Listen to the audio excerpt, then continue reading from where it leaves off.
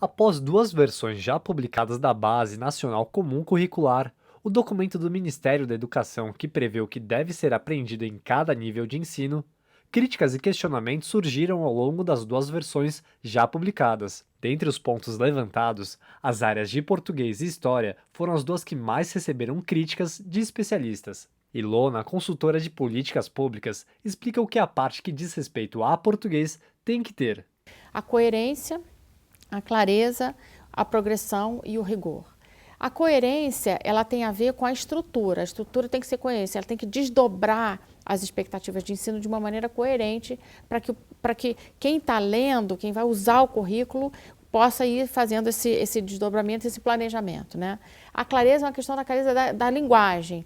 As explicações que antecedem as tabelas de progressão precisam ser o mais sucintas possíveis e claras possível, porque é um instrumento de trabalho, é como se fosse um manual de planejamento escolar, né?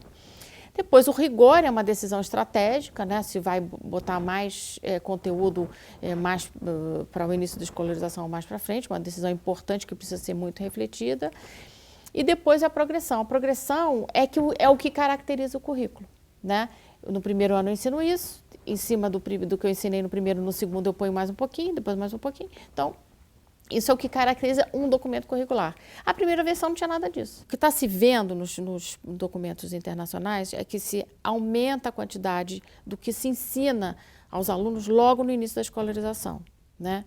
E aí você não aumenta aqui e progride. Portanto, o rigor está dado desde o início, mas também no final da escolarização se continua a aprender muito, porque tem o rigor e porque tem a progressão, né? E aí, nesse segundo documento, não há o rigor, né? Continua com uma tradição dos currículos brasileiros, que é não ensinar quase nada no ensino fundamental. E a progressão não é muito clara, é muito difícil fazer a progressão, o trabalho é muito trabalhoso. Então, foi se salpicando coisas naquela estrutura que foi dada, e aí você não atinge o objetivo de ajudar o professor a planejar o seu ensino. Já a professora e autora de livros didáticos de história, Joelza Domingues, diz que, apesar da melhora da última versão, faltou algo fundamental no ensino básico: a interdisciplinariedade. Lembre que o ensino fundamental 1, os primeiros anos, nós temos um professor que dá todos os conteúdos. Esse professor vai continuar com a grande dificuldade que poderia ter sido resolvida de ter esses conteúdos com conexões, com articulações. A interdisciplinaridade ela é fundamental no ensino, nos primeiros anos do ensino básico. Eu vou dar um exemplo bem claro. História, no primeiro ano do fundamental. Está lá determinado que o aluno deve manipular e utilizar diferentes marcadores de tempo, como relógio e calendário. Bom, perfeito. Se eu estou falando em marcadores de tempo, em relógio e calendário, eu estou falando em noção de grandeza e de medidas. Ora, como é que matemática faz isso? Você vai olhar no currículo de matemática e está lá determinado que no primeiro ano o aluno deve reconhecer, ordenar e relacionar períodos do dia, dias da semana, meses do ano, datas, utilizando o calendário. Ótimo! Matemática e história estão em harmonia. E o relógio? No currículo de matemática, o relógio só será estudado no quarto ano e não no primeiro. Os especialistas observam que é possível abarcar o restante daquilo que não é contemplado através da base diferenciada, que varia de acordo com a escola e a rede.